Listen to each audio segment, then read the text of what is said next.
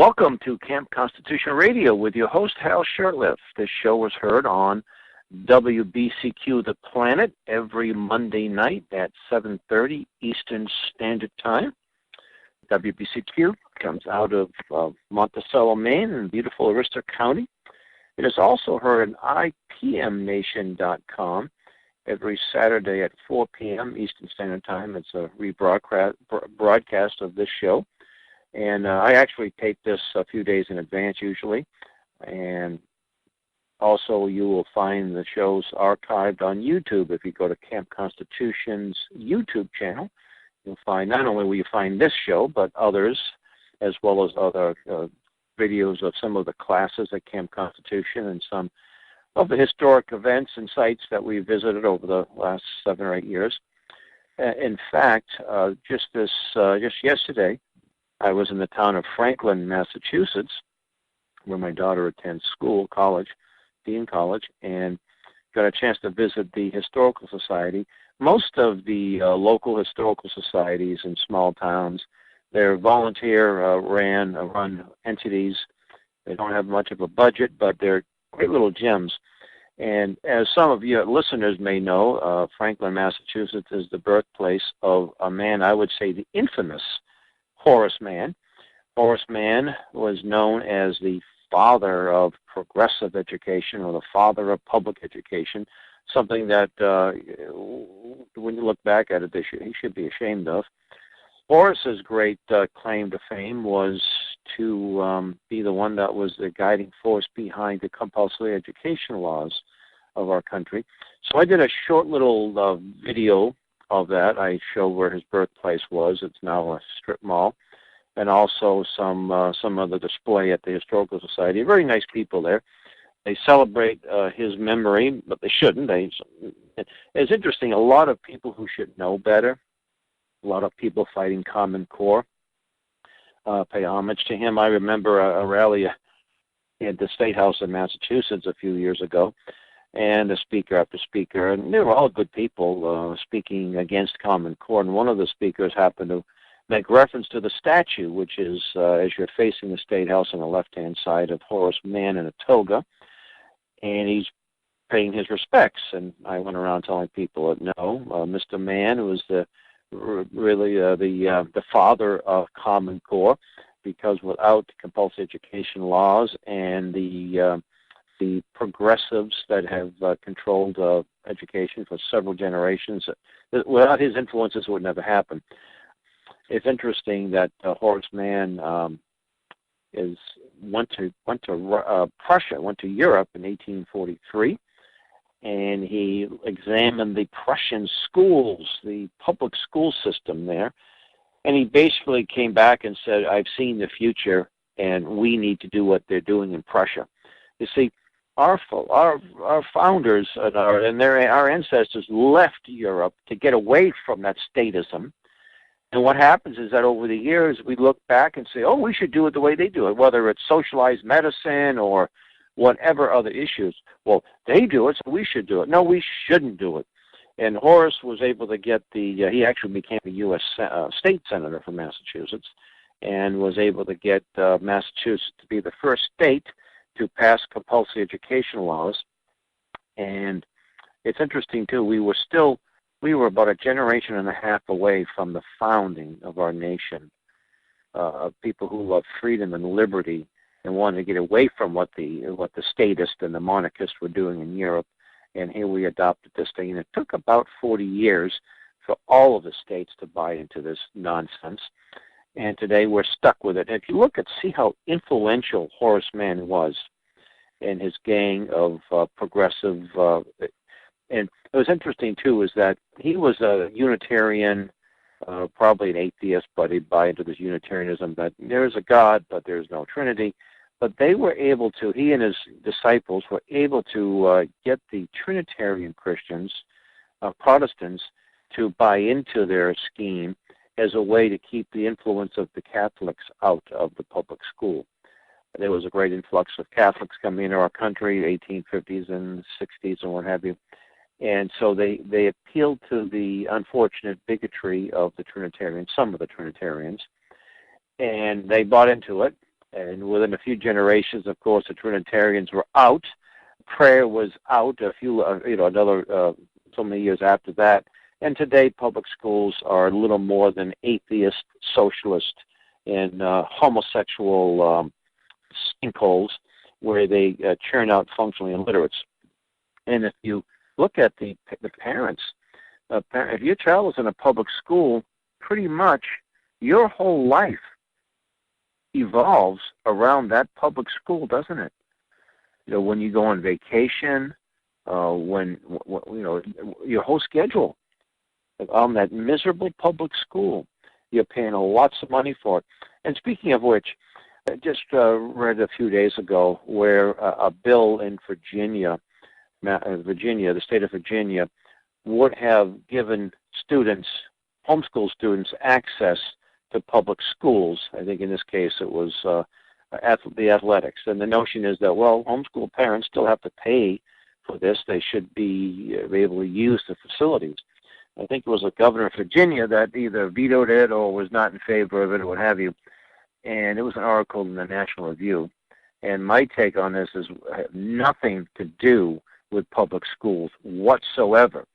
Stay away, homeschoolers. Don't go. In fact, if you're walking by a public school, cross the street to get on the other side. You don't even want to be near one. I believe in the concept of separation of church and separation of school and state. You don't want your children to ever have anything to do with public schools, period. I tell people that my daughter, one of my daughters is now 15, never set foot in a public school, but that's not the case anymore. She did because there was a particular church that was renting out a facility, one of the rooms there. So she did set foot in a public school, but only to go to a church on Sunday. And even setting foot in one of these places, you can just see how you can just see written everywhere all of the leftist the brainwashing that's going on in these schools. And so please, homeschoolers, I understand you pay taxes to these things. It's too bad, but please do not buy into this. Get your children away from public schools, period. Don't have anything to do with it. So I also want to talk a little bit about a tragic event that happened in the country. Well, there's a lot of tragic events, unfortunately. But just a few days ago, the FBI, protectors of our liberties and freedoms, made a number of arrests of people that participated in the Nevada ranch issue. And one of the men is a friend of mine, Jerry DeLemis, in New Hampshire. Now, Jerry is the 912 group of Rochester, New Hampshire leader. He is very honorable man, a peace-loving man, a Marine Corps veteran, a hero. And he along with a number of other people were arrested and charged with, among other things, conspiracy. It's interesting, too, that we're told that there are no conspiracies. The government never conspires against us. But, oh, my goodness, people conspire against the government all the time. So I just want to, first of all, our prayers are for him and his family, his lovely wife, Susan. He's being arraigned. It will be arraigned, actually, it would have been just a few hours ago. We'll hear more about it, and we're hoping very much that, he'll be acquitted. I got a hold of his wife, and his wife who's a state rep of in New Hampshire. Hopefully she'll be on the air with me next week. But and it's interesting. I'll just read a little blip about him. When he went out there, he said that Beck inspired in Jerry years ago is still alive and well in Jerry now, as Jerry made his way from New Hampshire to Bunkerville, Nevada, to stand for Clive and Bundy's rights, states' rights, and all-American rights. Jerry is a U.S. Marine veteran with a great, clear mind and enviable conscience. He is the sort of man whom Glenn Beck would want to run a 912 Project group. So that is where an irony comes into play. Stuart Rhodes told me I could play with this one a bit. So anyway, Glenn Beck was the motivation or started the 912 groups, and he came out against Clive Bundy and what they did. Now, there may have been some activity that was going on at this event that was illegal, perhaps. I don't know all the details. I can't imagine that Jerry would be responsible for any illegal activity. He's a piece. If anything, he probably prevented any violence. But this is the problem. The U.S. Constitution gives the federal government only jurisdiction over 10 square miles, which is now Washington, D.C., and docks, magazines, and other needful buildings. When the government, U.S. government, purchased property, for example, Louisiana Purchase, one of its first things was to dispense of it as quickly as possible. They established territories, which led to states. And that should have been the end of it, but unfortunately the federal government owns a vast majority of land, and especially in the western states. In some cases, they own 80 to 90% of this property in western states. That should have went to the states and have been privatized as quickly as possible. And since Teddy Roosevelt, this great progressive, we've had all of these federal entities created: the Forest Department, the U.S. Fish and Wildlife, and the land management, and on and on and on. And all of these entities, their bureaucrats are at war with the property owners. The people, the ranchers, the people who make a living with the foresters, or the fishermen, or whatever, they are at war, and they're using their power. It's unconstitutional power. So regardless of what issues transpired in Nevada and now in Ohio, Oregon, these federal entities should not be in existence to begin with. And that's one of the things that a lot of people don't address. Just about a month ago, there were some hearings in New Hampshire over Fish and Wildlife in this Sylvie County wildlife, which is sanctuary or wildlife preserve, which encompasses the Connecticut Valley. We mean large tracts of land in New Hampshire, Massachusetts, Connecticut. And they're always trying to expand their reach and get more power and get more land and what have you. And people were testifying, and really good people, patriots, and it was Garrett Lear, the patriot pastor, who's been a guest on the show and over the years has been an instructor at Camp Constitution. He was the only one that actually said, when he testified, he referred to the Constitution, and it pointed out where in the Constitution what land they were allowed to own, the federal government had the power to own, and it had nothing to do with large tracts of forest, of fish. It had nothing to do about fish and wildlife. It's not their jurisdiction. It's up to the states. And states, by the way, with the approval of Congress, can form regional entities that might deal with this. So you get a river that flows through 5 or 6 states, whatever, you might be able to do ways to collaborate and have policies that are consistent and all these things. But these federal entities should be abolished, and that's really what the issue is. Let's abolish all of these entities, the EPA, OSHA, the Occupational Safety Hazard Association, whatever. These entities should be abolished. And when we do this, we will see an end, at least to these folks that are trying to make a living, and it's so difficult. Of course, one of the things you don't hear much about is Agenda 21, and the real reason for a lot of this lately is to implement Agenda 21 policies. And so people are fighting this without realizing what the end game is, a lot of people. Although, thanks to the influence of many patriotic organizations and groups, are able to give perspective into what this is really about. Now, just a few weeks ago, I was up in Aroostook County, and also in Lincoln, Maine, and Lee, Maine, and I was showing that the mills are being shut down, the population is leaving, and thanks to, it was Roger Eck, who has a show on the AM side of this station. He showed me a little map, and he said that the depopulation of Aroostook County is going better than expected. Whatever plans these insider types had for the county 20 years ago, it's exceeding their guidelines. So when you see the businesses closing down and you see the people moving out, young people leaving, there was 2 mills in Millinocket, Maine. Millinocket was a mill town established in 1902. The mills are closed, and the people are leaving. The property is not worth a whole lot. The only way you can make a living up is either be self-employed or retired or have some kind of retirement package. And guess what they want to put there in the Millinocket? That's right. They want to put a national park. And isn't that wonderful? So we get rid of the industry, we get rid of the population, and guess what, folks? We're going to come in and we're going to start a nice national park for you, right? Here we are in the middle of a recession. We are $19 trillion in debt. Oh, but we have plenty of money for a national park. We can spend millions and millions of dollars and bring a bunch of rangers up there, and it's going to help your business, right? Sure, you're going to lose what property rights you still have.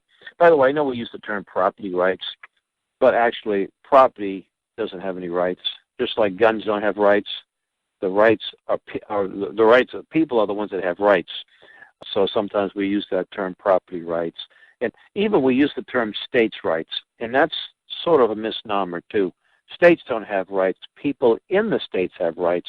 States have powers. I should say state elected officials have powers that in their state constitution, and in the U.S. Constitution it says the 9th and 10th Amendments pretty much say what things that were not specifically granted to the states or denied to the states are reserved to the states. So, for example, in the Constitution, states cannot coin their own money.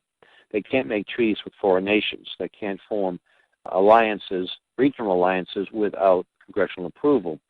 But other than that, they pretty much have a lot of authority and a lot of powers, the state officials. And the people in those states have lots of rights. Just because they weren't specifically mentioned in the Constitution doesn't mean you don't have them. And I think it was in England, they had a list of rights, and if they didn't list them, pretty much you couldn't do it. But we're just the opposite. The U.S. Constitution gave the federal government specific powers, limited.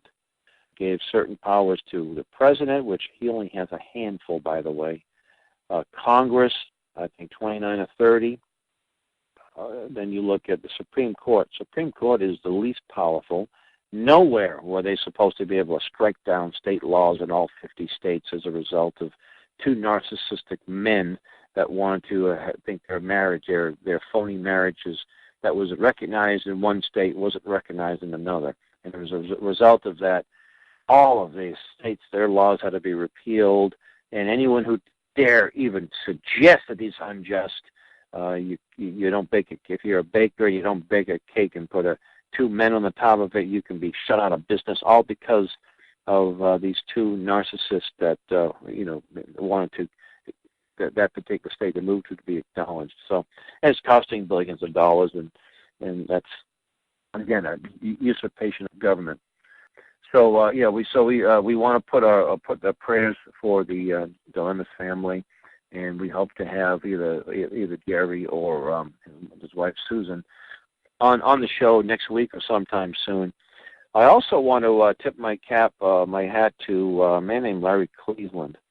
Larry is a longtime resident of Ringe, New Hampshire, where we hold our camp, and I hope to get Larry on there some point. But Larry demonstrates how you can fight City Hall, well, in this case, Town Hall. Ringe is a small town, population about 4,000 or 5,000, maybe some summer residents. It's about 50 square miles, so it's a good, geographically pretty good size. And it goes back to the colonial era. It was settled in the 1770s. In fact, I can trace my family history to Ringe. Very proud of that history there. And several years ago, I was in town. I was in the spring of 2012, and I observed, I was leaving information about Agenda 21 to the town, some of the town selectmen, the 3 town selectmen. And I discovered that there was this thing called charrette. I discovered it was a little printout, and it said the Ringe charrette. Now, a charrette is a euphemism. It's a French word meaning of some sort. And you hear charrette, you think, oh, this is kind of nice. People get together with berets and drink a little wine, eat a little cheese, and talk about how the town can be improved. But actually, it's a term that replaced the term visionary session, because the term visionary session was always consistent or identified with Agenda 21. And the visionary session was started with the RAND Corporation, Research and Development, this entity, where they would have these meetings. The the outcome was predetermined, but you would invite people to these meetings. You'd have these people called facilitators at each table, and maybe even a person at each table who is part of the presenters and unbeknownst to the people at the table. And by the time the meeting's over, you leave there thinking that whatever they accomplished was really the ideas of the participants, not the people running the show. And so they came into Ringe, New Hampshire, 2012. Money funded by HUD, another unconstitutional entity that should be abolished, Housing and Urban Development. And they left there thinking, oh boy, we're going to really make some great plans in our town. We're going to get it up to date. We're going to Agenda 21-ize it, although the term was never even in the charrette. So anyway, I wrote a letter to the town, a letter to the local newspaper after becoming aware of this and warning them about this charrette. And I don't think the letter was ever published, but I copied and pasted it on the Facebook page in the town of Ringe, which no longer allows people to do that, thanks to my efforts. But within a short time, a day or two, less than a day, the so-called progressives in town vilified me. They would call me all kinds of nasty things, which was good, because the conservative-type people in town started to pay attention. They didn't like these folks, these busybodies, most of whom are from Massachusetts. They moved in, and they were calling me an out-of-town operative. I'm from Boston, and I'm some out-of-state evil operative that's trying to promote an agenda. It was interesting, too, because knowing the history of Ringe, I pointed out that Paul Revere, his famous ride, he went out to Middlesex County, and that message got all the way to Ringe, and the Ringe militia actually mustered and marched and fought at the Battle of Bunker Hill. And I said, I'm simply doing what Paul Revere did. I said, and by the way, you had people from HUD, and that's a little bit further, Washington, D.C. They're out-of-state operatives, and you don't have any trouble with those people, but you had trouble with somebody from Massachusetts whose roots go back to Ringe a couple hundred years. Well, so some of these conservative-minded people, including Larry Cleveland, started to learn about this Agenda 21, and I got a chance to meet Larry for the first time and a few other people in town. And within a short time, they held a meeting. A couple hundred people showed up, and as a result of that meeting and a couple of mailings that went out to the people in town, the various Agenda 21 proposals were abolished, were voted down. They had what they call a town warrant order. It's almost like a referendum.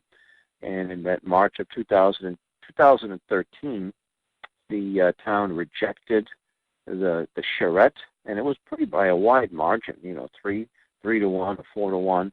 They said anytime money, HUD money, is brought into town, it has to be voted on in the general election. They can't just go to a couple of selectmen or the town planner and say, here's some money, implement this agenda. And they got a few liberty-minded people elected at the selectman level and the town planning board, and the group called Save Our Town, which now came out of these meetings. So now you will have people, property of conservative, freedom-loving people that now are paying attention, and the so-called progressives thought they had the town. Because what the problem is a lot of people are just not paying attention, and these busybody progressive liberals who have the time, and this is what they do, folks. This is what they reason to. Well, they move into town. They don't move into town to enjoy the scenery and just sit back. They go into town to take it over, and they can do it very simply. They don't need a lot of them, but they just take our complacency for granted, and before you know it, a handful of people can run that town, and they've changed the zoning laws, and the town's changed dramatically, and then as a result of that, they get Section 8 housing. They've got people who now vote their way, so you have no say, and your family could have been there for 10 generations. You've lost your town to these people, and they're nasty. They come across as all smiley face, but they're nasty to get in the way. But they're bullies, and they can be stopped. And this Larry Cleveland and his organization called Save Our Town has demonstrated that. And I'm just so pleased to see what they've done, and it's sort of a model for other parts of the country, which I think other towns have done things like this over the years, but this was just an incredible success story, which to me is motivational. And when people say you can't fight town hall or city hall, that's not true. You can. I'd be interested in whoever coined that term. Probably was a mayor or a selectman of their town. But so you can fight city hall, but you need to have the right information, and you need to be organized. You don't necessarily need a ton of money. An ounce of truth can overcome a ton of lies, but you do need to be organized. This lone wolf stuff isn't working. There are a lot of people that do well by themselves, and maybe they should be. But if you want to have success, you got to organize, and you got to stick to the issues too, and it can be done. So, well, we got a few minutes left, and I got about 3 minutes left. So I'm going to just talk a little bit about our camp for those of you who are listening and thinking about, gee, should I send my child? Should we go? Our camp has never turned away any worthy campers or families, for that matter. So far, we're not a huge camp. We can hold about 150 people. We've never had that many, but it's very well supervised. We have a camp doctor, a camp nurse who volunteer their time. We have a lifeguard on duty as when we use the water, the lake. We have people with experience, parents. We have a head counselor who's been involved with camps similar to this for 30-plus years. We have some great instructors, people like Chris Anhall, and actually just John McManus, published the New American and author of numerous books, will also be on hand. And we have some great recreational opportunities, a hike up Mount Monadnock, which is an optional thing. This year we're going to be taking a trip to historic Lexington Green and some of the sites around there. And we'll have Mr. Tom Moore, who is a local historian that will be narrating most of the what we see here. And that's sort of an all-day trip. We probably take a visit to the Concord Bridge. And at night, well, let me give you what a typical day looks like at camp. We start off, wake up is at 7 o'clock, although we do have an optional swim and run at 6:30. Flagpole at 10 minutes of 8, where we do a daily devotion, pray. Breakfast, 3 classes in the morning, 15 minutes each. Time in between, stretch your legs and play a little ball or ping pong. In the afternoon, when we have some optional hike, we have volleyball tournaments and basketball tournaments and swimming and canoeing and fishing, and what else? Even chess tournaments. So you don't have to be a gifted athlete to enjoy camp. We have a camp newspaper that many of our campers write articles, do interviews. We'll have people videotaping a lot of the classes and interviewing campers and interviewing the staff and what have you, putting that up on YouTube. Usually we have 2 classes in the evening, and then the time in between, and then campfire. Campfire is very wholesome. We sing from an old songbook, some old hymns. People bring their musical instruments, and we do skits and plays and tell corny jokes. And then lights out, usually by 11. Doesn't always happen that way. The last full day, we'll take some of the campers out, distribute copies of the U.S. Constitution and other important things. So please check us out. campconstitution.net is a website. And no matter where you live in the United States, we have some carpooling opportunities. We can pick you folks up at airports and train stations and bus stations. So please make every effort to. And if you can't come, but like what we do, why not help start a camp where you are? And if that's the case, contact me, Hal Shurtleff. And you can find me on Facebook. Go to our Camp Constitution Facebook page to say, hey, I heard your show. I want to get a camp. And we can't do it this year, but maybe next year. So with that, God bless you. Until next week.